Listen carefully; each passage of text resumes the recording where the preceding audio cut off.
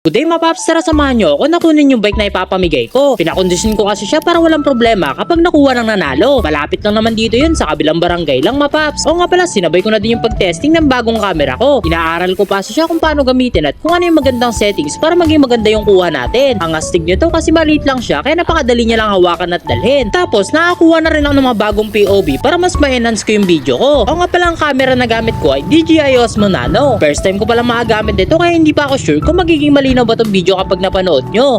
Andito na pala tayo. Liliko lang tayo sa kaliwa at makikita na natin yung bahay ni Kuya. Dito na sana ako sa tapat magpa-park pero pinapasok na lang ni Kuya. May mga dumadaan daw kasi sasakyan dito. Eto nga pala yung mga bike niya at nandito sa loob yung ating bike. Tamang usap lang kami dito kung ano-ano yung mga inayos niya pero wala naman daw siyang masyadong ginalaw. Gudas nyo pa kasi itong bike natin. Binili ko lang talaga tapos natambak. Pagkatapos ng kwentuhan ay uwi na tayo. Maraming salamat sa pag-ayos Kuya. Para mandala ko tong bike ay tinulak ko na lang. Medyo mahirap nga lang kapag sa mabatong daan dahil walang shock yung road bike. Pero kaya yan, alalay lang para hindi tayo sumemplang. Malapit na rin pala mag-December 1 yun kasi yung araw na ipaparapol natin tong bike. Sa mga hindi nga pala mapipili, abangan nyo na lang ibang gamit na ipapamigay ko. Mas gusto ko na lang kasi siyang ibigay kaysa ibenta dahil binabarat lang din naman. Nakauwi na tayo, pasok na natin sila dahil babagsak na yung ulan. Lilinisan ko na lang tong mga tubukas para mas maging pogi. Ito yung tatlong bike ko tapos ito naman si ADB. So hanggang dito na lang mga paps. Salamat sa panonood, ride safe palagi!